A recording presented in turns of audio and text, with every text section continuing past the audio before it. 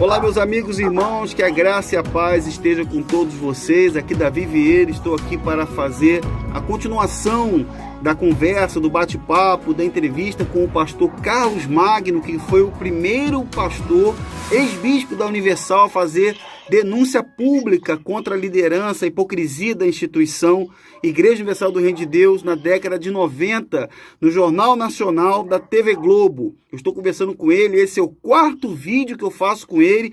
Agora a gente vai entrar num assunto muito sério. Conforme vai passando os vídeos, vão vindo assuntos mais polêmicos, mais sérios. Eu vou entrar aqui com o pastor Carlos Magno. Alô, pastor, tudo bem? Oi, Davi, tudo bem, meu irmão? Graça e paz. Graça e paz, pastor Carlos. Eu quero agradecer o senhor pela disposição de estar com a gente aqui no canal, podendo falar um pouco sobre a história do senhor. O senhor se dispôs a doar esse tempo para a gente aqui e para repor a verdade. Muito obrigado pela disposição do senhor mais uma vez, pastor. E eu estou aqui, pastor, a gente estava falando no vídeo anterior sobre o Gonçalves, sobre o bispo Gonçalves. E falando algumas questões que o bispo Gonçalves se achou vítima da questão lá do vídeo, escreveu o livro Lágrimas de Perdão, mas ainda falando dele,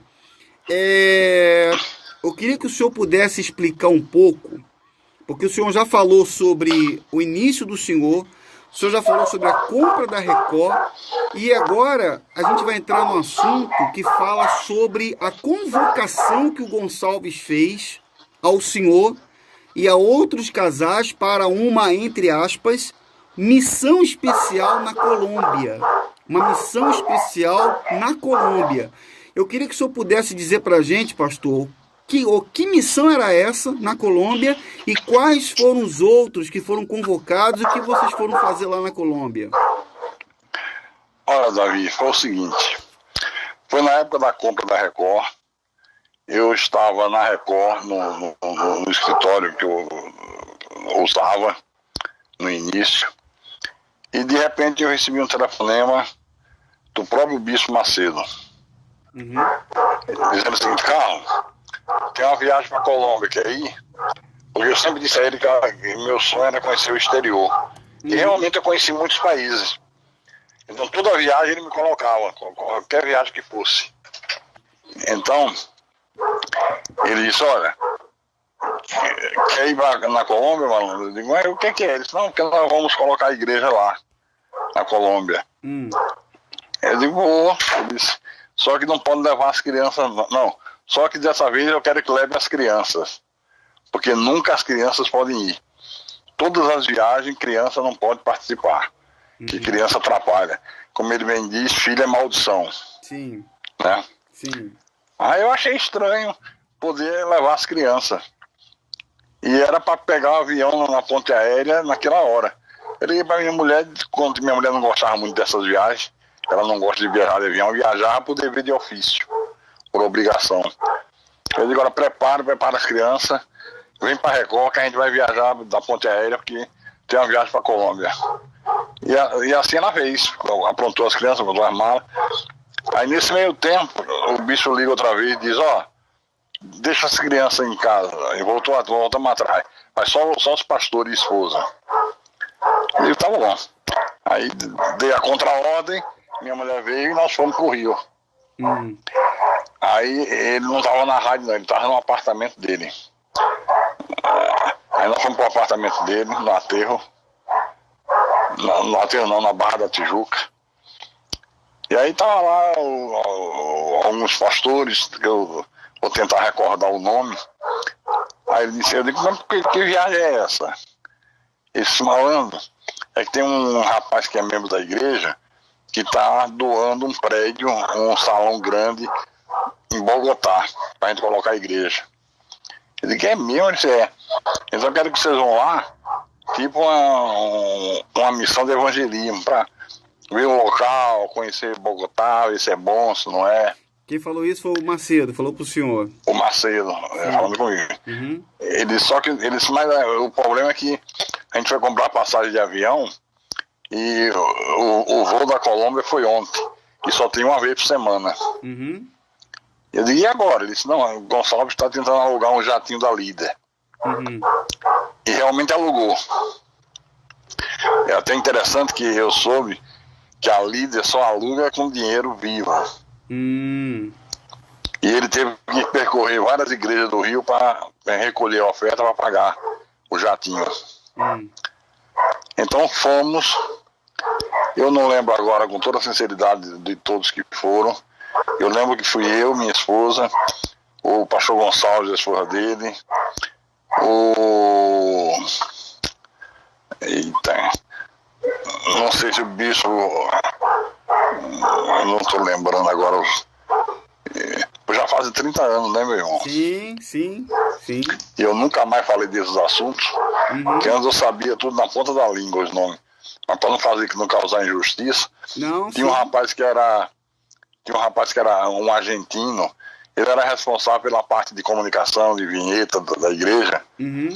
Ele foi com a esposa, não lembro o nome dele agora. Bom, eu sei que foi 5 casais, meu pai, 5 ou 6 casais. Aí chegamos em Bogotá, fomos pro hotel. Já tinha hotel reservado, tudo. Aí, meia hora depois, o Gonçalves ligou e disse: Carlinho, vou levar o pessoal para fazer uma reunião aí no teu quarto, no teu apartamento do hotel. Tem um recado que o bispo mandou. Eu digo: tá bom, pode vir. Aí ele veio com a turma toda, todos os pastores, todo mundo veio. Aí se reuniu no meu quarto. Aí ele disse: olha, pessoal, o negócio é o seguinte, essa viagem não tem nada a ver com botar a igreja. A gente veio buscar um dinheiro aqui do narcotráfico. Aí eu tomei aquele choque, né? Falei: ué, buscar dinheiro do narcotráfico? Aí ele contou a história. Disse que tinha no Rio de Janeiro um narcotraficante que estava fugido da Colômbia porque havia matado um coronel da Polícia Militar da Colômbia.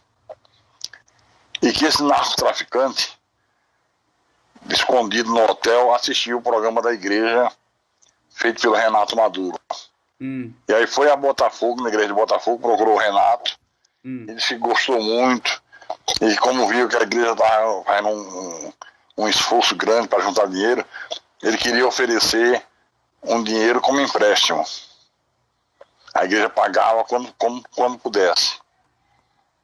Aí, diz que eles tinham tentado a semana toda, através da rede bancária, de doleiro, mas ninguém queria entrar na empreitada, porque qualquer coisa feita com a Colômbia desperta logo a luz vermelha da Polícia Federal, né? Então ninguém quer entrar numa furada dessa. Por isso resolveram ir buscar pessoalmente. Aí quando ele acabou de falar, eu digo: vem cá, e por que era para trazer as crianças? Eles para disfarçar. É mole. Aí, meu irmão, me deu uma ira. Pensa numa pessoa irada. Meu Deus do céu. Eu gritei dentro do apartamento: vocês estão doidos, loucos? Como é que vocês... Quer dizer que botar os filhos da gente em risco e se pega e joga todo mundo na penitenciária, as crianças no abrigo. Como é que ia ficar a história?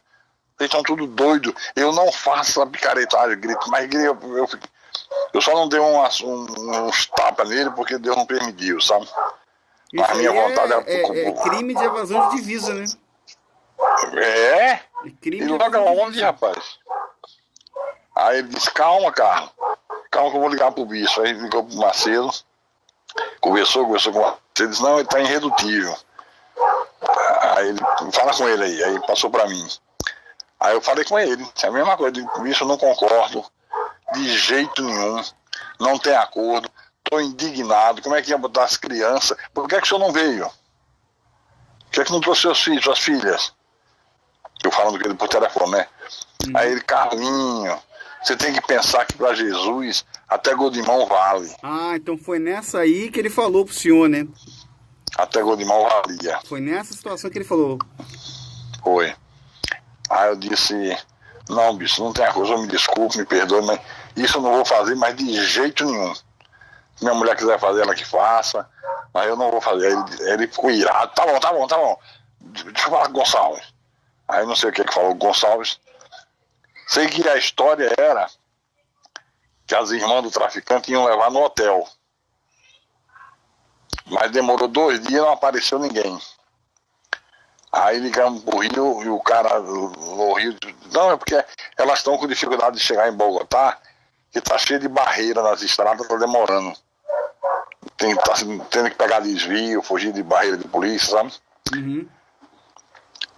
Aí marcaram um dia de manhã que uma mulher ia no saguão do hotel para dar as instruções. Aí desceu esse rapaz, que eu não lembro o nome dele agora, que era o cinegrafista da igreja. Ele desceu para falar com essa mulher. A mulher foi de jeito que estava vestida de vermelho, óculos escuros, tudo como ela falou. Aí ela passou o endereço de uma casa nos arredores de Bogotá para eles irem lá. Aí eles foram. Chegaram lá, estavam duas irmãs do cara. E as irmãs muito desconfiadas, mas por que ele está fazendo isso? E por que ele não veio? Mas eu não falou com vocês pessoalmente por telefone. Aí ela desconfiada, né? Uhum. Eu ia ser um golpe, até que liberaram o dinheiro e um saco de diamante que não estava no esquema. Que eu não sei nem avaliar o valor daquilo, viu? Deixa eu ver se eu entendi. Havia o dinheiro, que era a quantia de $1 milhão e mais, $1 milhão. Mais o saco de diamante. Mais o saco de diamante. E que o senhor não faz nem ideia de quanto que estava avaliado aqueles diamantes. Né? Não, e ninguém tinha falado de diamante até então. Ninguém sabia nada disso. Meu Deus do céu. Mas e aí? Aí trouxeram pro hotel. E aí a reunião era o seguinte: qual é a melhor hora para sair, pegar o avião? Aí cada um dá uma ideia, até que chegaram à conclusão, os pilotos ajudaram, disseram que era bom 2 horas da manhã. Que 2 horas da manhã não tinha voo na Colômbia e certamente estava vazio, não ia ter muitos problemas. Aí tá bom, quando foi meia-noite começou todo mundo a se preparar. E fizeram isso tudo no meu quarto. As mulheres botando os maços de dólares com fita crepe, amarrando na perna, na coxa, no abdômen. A esposa do senhor chegou a colocar também? Aí minha mulher também colocou sobre o seguinte argumento. Ela disse, olha, a gente não aprendeu que ele é um homem de Deus, se houver alguma coisa errada, ele vai prestar conta a Deus, então eu vou levar. Se é errado, ele vai se acertar com Deus, não sou eu. Eu digo, bom, isso é problema teu, eu não participo de nada. Nada vezes nada. Aí 2 horas da manhã, todo mundo já estava no aeroporto. Eu fiquei separado do grupo, fiquei bem distante. E digo, vocês embarcam, eu embarco por último. Se tivesse alguma coisa, se eu descobrisse algum deles lá com dinheiro, eu não ia ser preso, eu não estava no grupo. Meu Deus do céu. Entendeu? Mas passou tudo na maior tranquilidade do mundo. Meu Deus do céu. Aí eu fui sozinho, pronto, passei também sozinho. Eles já estavam dentro do avião, entrei. Avião comercial comum, né, só diz, né? Não, avião fretado da TIM. Da Líder Táxi Aéreo. Ah, é verdade, sim. Um jatinho. Uhum. Aí começamos a voar. Aí o Bispo Gonçalves levantou uma questão. Onde fazer o check-in, né?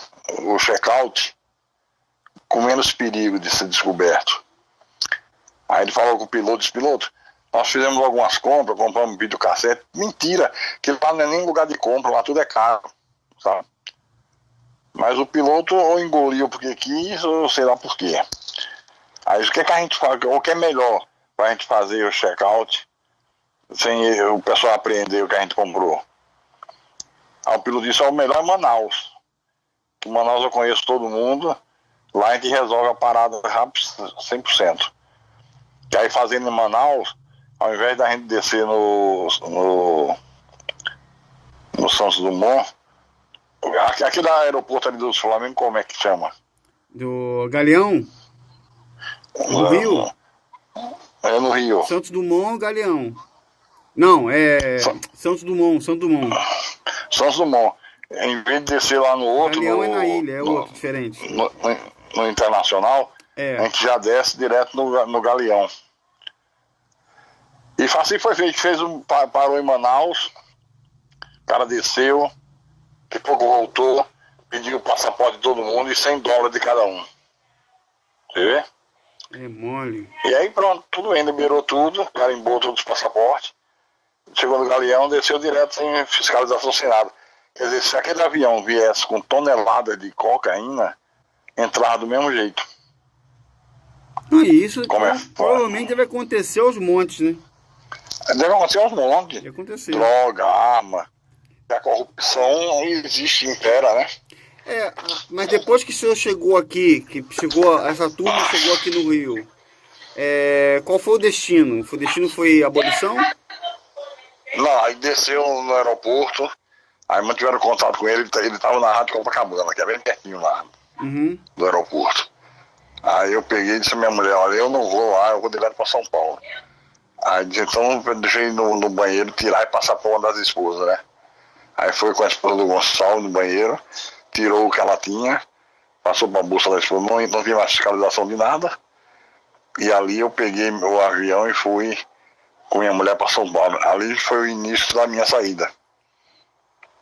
Ali começou a minha saída. Porque aí a gente já não se relacionava mais como antes, sabe? Sim, deixa eu perguntar uma coisa para o senhor. O senhor falou desse episódio aí, que é o episódio do dinheiro do narcotráfico, que foi enviado e foi para... Quando o senhor diz que esse dinheiro ele foi usado na compra da Record, de fato era o que se precisava na época, né? Não, na verdade, Davi, não precisava de nada. É que o cara é um megalomaníaco. Eu sei. Não precisava de dinheiro. Dinheiro é o que menos importa. Agora, se você tem dinheiro sobrando, para que você vai entrar na empreitada dessa? Exatamente, Não é uma coisa megalomaníaca? É ganância. É um psicopata. Quanto mais quer, quanto mais tem, mais quer. É um louco. Sim. É como meu pai dizia, como é que você não enxerga que esse homem é um louco? Esse homem é um psicopata. Eu ficava intrigado do meu pai, porque eu não aceitava meu pai falar isso dele. Uma coisa que eu ia perguntar ao senhor é o seguinte, dentro da questão da evasão de divisas, porque a evasão de divisas que na época aconteceu, que o senhor foi testemunha, o senhor já passou a experiência, recentemente a gente tem aí o episódio que o Macedo perdeu o controle de todos os templos, pelo menos da Universal em Angola, onde justamente o Bispo Gonçalves era o líder do país. O Bispo Gonçalves que estava lá no episódio lá da Colômbia, encabeçando lá e mentindo lá do jeito como o senhor relatou. E isso lá em Angola aconteceu devido às denúncias de pastores da Ativa que denunciaram desde racismo a violação dos direitos básicos à vida, né? Que também incluíam invasão de divisas. Tirando o episódio da Colômbia, o senhor sabe dizer se essa prática de invasão de divisa, na época do senhor, ela já era comum? Já era comum e eu denunciei, na época, a Polícia Federal, dei o número das contas, quem era o doleiro no Rio que fazia, era um português. Era assim, ele estava nos Estados Unidos, então arrecadava o dinheiro do Nordeste, uma conta única. A gente mandava para ele lá onde ele estivesse, Nova York. Então eu ligava para esse português e dizia, seu fulano, que eu não lembro o nome agora, estou depositando 30 mil alface, no caso seria $30 mil, sabe? Sim. Aí ele dizia, tá ok. Aí ele dizia, tá confirmado, tal. Aí daqui a meia hora, o Macedo confirmava que tinha batido lá na conta dele. Via cabo. E isso sempre foi assim. Sempre foi assim. Pois é. Você lembra que eu falei da viagem que nós fizemos a Nova York? Sim. Para de lá e para Israel? Sim. Uma noite ele pegou e disse assim, vem cá, eu vou mostrar uma coisa só a vocês. Vocês são da liderança, de confiança. Vem aqui. Aí ele levou no quarto dele, abriu um copo secreto que ele tinha, abarrotado de barras de ouro. Quem? O Macedo? O Macedo. É mesmo, né? Aí ele disse, isso aqui é o ouro que o pessoal dá. O irmão do Gonçalves é quem cuida disso, derrete, faz as barras e a gente tem um esquema para tirar do Brasil. Aí, você, só cortando, você que está assistindo o canal agora, Davi Vieira, Você está ouvindo isso que o pastor Carlos está falando? Você que deu o seu anel, deu as suas joias na fogueira santa, você que se desfez das coisas, talvez não teve nem ceia de Natal, final de ano. Você está vendo? Isso aí que ele está contando é de 20, 30 anos atrás. 20, 30 anos atrás. O pastor Carlos está contando aqui. Quer dizer, o Macedo chamou ele, mostrou as barras de ouro, porque já tem todo um esquema já com o irmão do Gonçalves já para derreter. E lá, guardado. E esse cofre ficava dentro do quarto dele? Dentro do quarto dele. Dentro do quarto dele, né? Dentro do quarto dele. Dentro do quarto dele. Não fui só eu que vi, não, viu? Chamou todos. Eu, Gonçalves, Paulo Roberto, Rodrigues, Renato Maduro. Tá vendo aí? Eles chamam. Eu queria falar com o senhor, eu sei que olha, pastor Carlos, é tão construtiva a conversa com o senhor, que a gente ficaria horas aqui, o senhor estaria falando tem tantas coisas, eu acredito que essa pessoa que está assistindo também tem tantas dúvidas para perguntar, tantas coisas, mas para a gente poder dar continuidade aqui, eu queria entrar em outro tema, um tema que também é muito pertinente, é um tema que faz parte das denúncias que temos feito aqui em todos os canais, que tem a ver com a política da Universal. Eu lembro que, a gente sabe, nós sabemos que a história política da Universal sempre foi marcada por escândalos de corrupção. Desde a prisão, da prisão do ex-bispo Rodrigues, no caso do Mensalão, parece que foi em 2013, até os dias atuais, com o envolvimento de vários pastores e bispos, como, por exemplo, aí a gente tem um exemplo do bispo Marcos Pereira. Marcos Pereira, que foi citado na delação da Odebrecht, suspeito de ter recebido milhões de reais em propina, sendo inclusive divulgado um áudio dele, onde o bispo Marcos Pereira supostamente negocia com o empresário Joés Batista altos valores. E agora, recentemente, a prisão da principal referência política da Universal, que é o sobrinho do Macedo, o bispo Marcelo Crivella. Eu queria perguntar para o senhor que uma vez chegou a comentar na reportagem da TV Globo que o Macedo ele estava pretendendo usar o dinheiro da igreja, pelo menos o que foi divulgado pelo repórter, caso não esteja tão correto, só pode corrigir, que o Macedo pretendia chegar ao poder político. Você acredita que essas prisões, essa corrupção na política, essa sujeira na política da Universal é fruto das intenções do Macedo de chegar ao poder?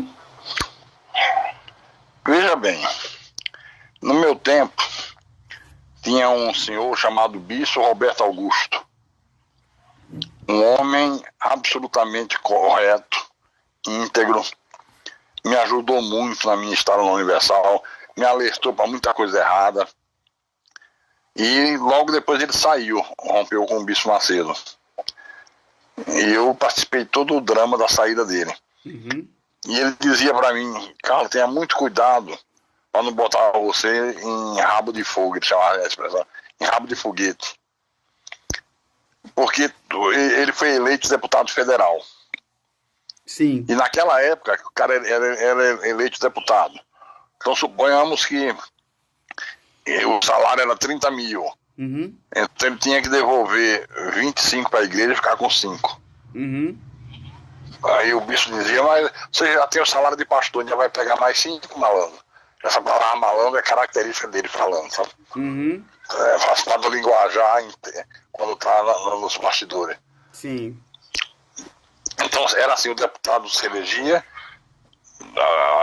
essa quantia ia para a igreja, para o Macedo, e o cara ficava com um pedacinho. Então eu tenho absoluta certeza, tão certo como Deus vive, que essa corrupção do Crivella no Rio, do Marcos Pereira, do Rodrigues, o Macedo comanda tudo isso, Davi. Nada é feito sem ele ter conhecimento. Uhum. E antes dos caras fazerem, tem que consultar ele, tá, tem uma proposta, tal empresa quer corromper, milhões de reais. Sim ou não? Sim, mas faça com cuidado. Agora passa para a igreja, eu te dou um pedacinho. Eu tenho absoluta certeza. Não tenho medo de errar. Porque sempre foi assim. Porque, se o senhor me permite, o que a gente tem hoje de relato de pastores e pessoas que a gente vem divulgando nos canais, é que o que dá a entender, não sei se na época do senhor era assim, que quando, por exemplo, eles estão fazendo uma coisa errada e está dando certo, o que dá a entender é isso, tá errado e está dando certo, o Macedo falava assim, a liderança fala assim, ó, vai em frente, tipo, vai em frente, agora se pegar, se te acharem, isso é contigo, tipo assim, olha, a gente não tem nada a ver com isso, e eles tiram dele da reta. Eu não sei se na época do senhor era mais ou menos isso, porque o que acontece hoje, o que parece é isso. Por exemplo, fazendo uma comparação aqui, na questão, voltando um pouquinho na questão da evasão de divisa, na África, muitos pastores reclamaram disso, que quando eles vinham para o Brasil, tu vai ver tua família no Brasil, mas tu vai levar esse dinheiro aqui. Se pegassem um pastor na alfândega com aquele dinheiro, eles diziam que estava roubando. Então, no caso da política, também acontecia a mesma coisa. Pastores envolvidos com corrupção, eles vão dizer, não, isso é o deserto deles. Recentemente, o próprio Macedo colocou lá numa publicação no Facebook, quando falaram do Crivella, eu postei isso no meu Instagram. Bispo, vamos orar. O Macedo botou assim, eu passei pelo meu deserto, a minha prisão, o Crivella, ele está passando pelo dele. Quer dizer, que raio de deserto é esse? Que raio de deserto? Ele tem uma tática que ele usa muito quando tem que tomar uma decisão. Vou consultar o conselho de bispos. Tá. Não existe conselho. Pé de elefante. Isso é mentira. Mentira. É uma maneira de... Normalmente ele faz isso quando ele quer tomar uma decisão que vai desagradar muita gente. Não foi eu, foi o conselho de bispos que decidiu. Entendeu? A ideia que o leigo tem é que tem um conselho que reúne lá 100, 200, 300 bichos e ora, decide, tudo mentira. Tudo mentira, não existe nada disso. Tá vendo aí?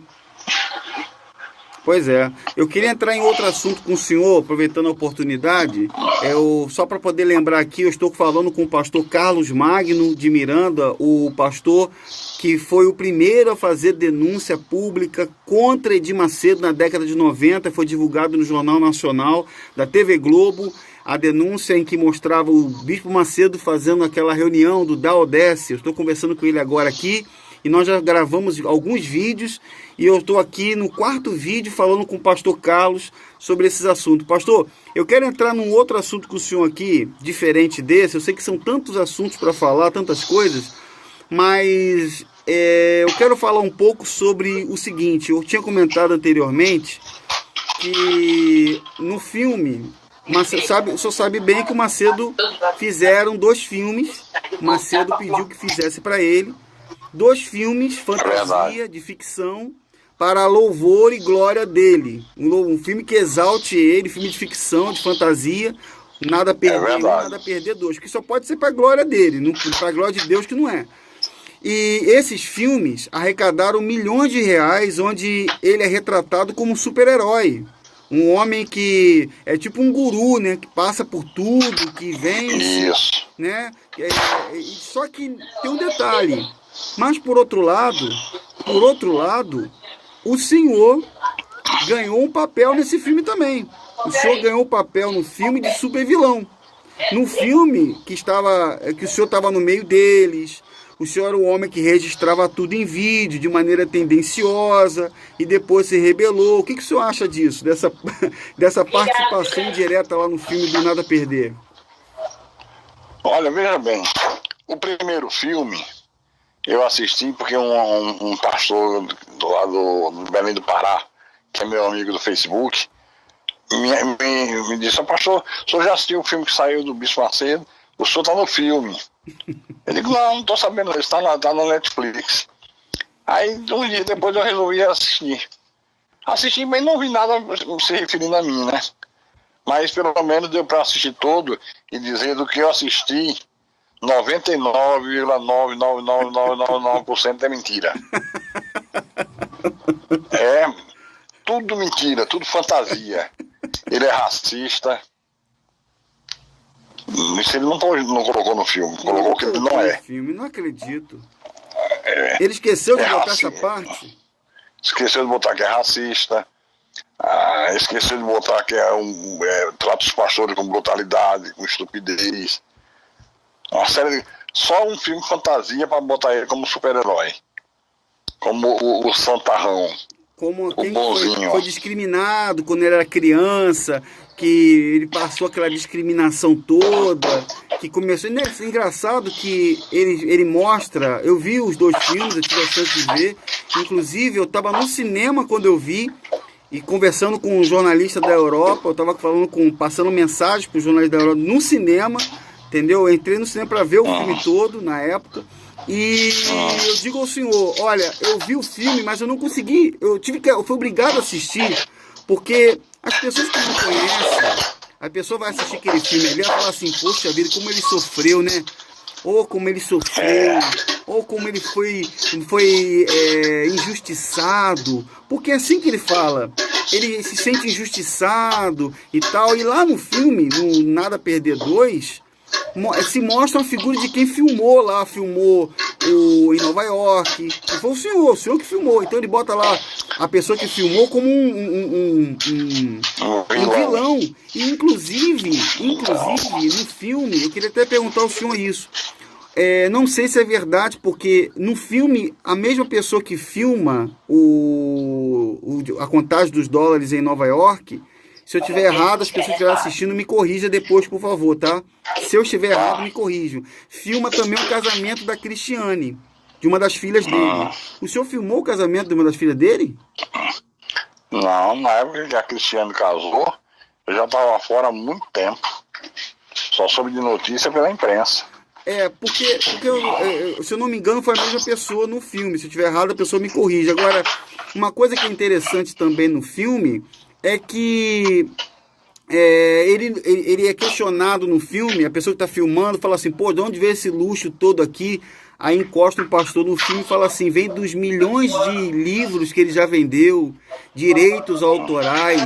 Ele fez 2 vídeos falando dos milhões de livros que ele já vendeu e ganhou direitos autorais em cima de livros e filmes. O que o senhor tem a dizer sobre isso? É o seguinte, essa história de direito autoral de livro é uma picaretagem sem tamanho. Isso é apenas para fazer lavagem de dinheiro e justificar a fortuna que ele tem. Sim. Sempre foi assim. Sempre foi assim, porque inclusive isso, ele falava sem nenhum pudor na frente da gente. Imprimia os livros, naquela época a maioria era doado, ele dava nas ofertas, né? Dava do ofertório. Quem ajudar até 20 vai levar o livro e tal. E depois mandava imprimir a nota fiscal com números estratosféricos, que dali ele fazia o imposto de renda para justificar o que ele tem. Inclusive eu denunciei na época, dei o número de telefone, o nome da pessoa da Receita que fazia isso para ele. Então, hoje é a mesma coisa. O direito autoral dos filmes, não sei o quê, tudo mentira. Porque quando o filme passou, eu vi pela imprensa, a maioria das salas de cinema vazias. Sim, eu tava lá, eu mesmo tava lá. E eles dizendo que estavam superlotados, que era um sucesso de bilheteria. Isso é para fazer lavagem de dinheiro. Porque ele tem um padrão de vida tão elevado que ele tem que justificar isso. Sim.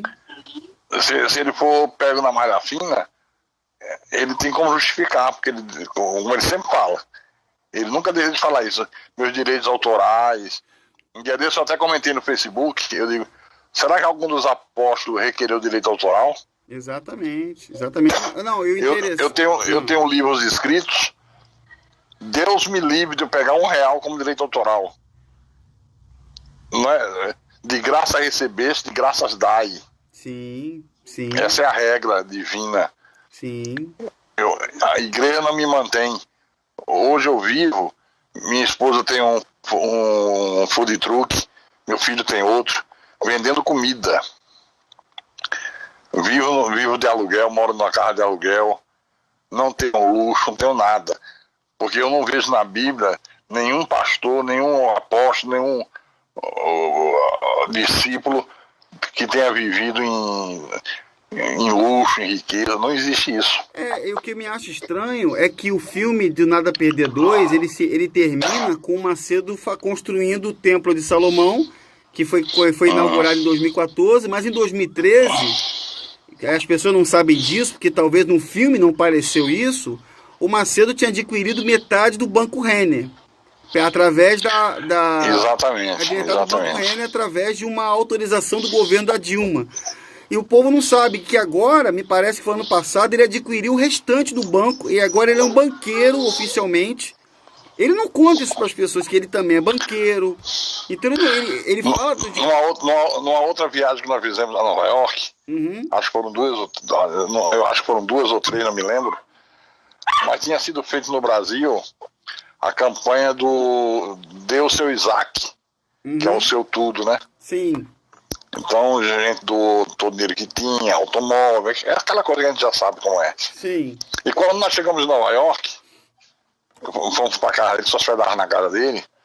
Quando foi no dia de manhã, a gente levantou, aí fomos pra uma área assim na frente. Aí a Esté foi sair para ir no mercado com as pastoras. Quando abriu a garagem, ele tinha 4 carros, mas pensa naqueles carros top de linha. Eu disse, caramba.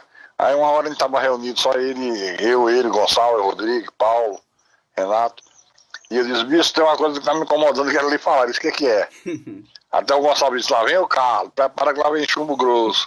Eu digo, não, porque nós estamos fazendo a campanha do Isaac. Eu só dei o seu Isaac ou recebeu? Eu tenho 4 carros na garagem falando rindo, né? Ele, carro não é mole não, carro não é mole não. Não, cara, meu Isaac é minha vida, já foi posto no altar, toda a minha vida. Então é a vida dele no altar e o povo que tem que dar tudo que tem, da casa, carro, da conta no banco, dá tudo. Pois é. Por isso que eu tenho dito sempre, quando eu dou alguma entrevista, quando eu faço alguma postagem no Facebook, quando é que as autoridades vão abrir os olhos para isso? E isso aí, eu vou falar com o senhor no final do nosso bate-papo. Eu vou entrar nessas questões também com o senhor, sobre a opinião do senhor sobre os dias atuais, aí, a Universal e o Bispo sobre os dias atuais. Mas eu queria entrar com o senhor aqui num assunto muito, muito polêmico. É um assunto muito grave, muito sério. Eu acho que vou deixar até para o próximo vídeo. E não sei se o senhor vai poder falar sobre esse assunto ou se o senhor tem algum comentário a fazer sobre esse assunto, se o senhor acha conveniente falar agora. Se for do meu conhecimento, eu falo sobre tudo. Ah, ótimo. Não, eu só vou citar aqui, porque eu acho que vou deixar para o próximo vídeo, porque nós estamos falando com o pastor Carlos Magno aqui, mas eu queria falar, o senhor não precisa dizer, o senhor só me disse se o senhor tem coisa para dizer, porque... Teve uma vez, pastor, se eu não me engano, não sei se foi numa publicação no Facebook, o senhor comentou uma coisa, um assunto muito polêmico e delicado sobre um episódio que aconteceu na Dinamarca. Dinamarca. Verdade. Na Dinamarca. Então, um episódio grave e sério que aconteceu na Dinamarca. Só que eu queria deixar esse assunto para o próximo vídeo. Pode ser, pastor? Pode ser. Então legal, então fica combinado assim. Quero agradecer a você que está com a gente aqui. Nós estamos fazendo aqui mais um vídeo. Vamos para o próximo vídeo. Estou falando com o pastor Carlos Magno. No próximo vídeo a gente vai falar sobre um assunto muito, muito polêmico, muito delicado, que envolve a alta cúpula da instituição Igreja Universal de Deus. No próximo vídeo, tá certo? Um grande abraço a todos vocês. Vai deixando o seu like, compartilhe o vídeo e se inscreva no canal. Até o próximo vídeo, pessoal.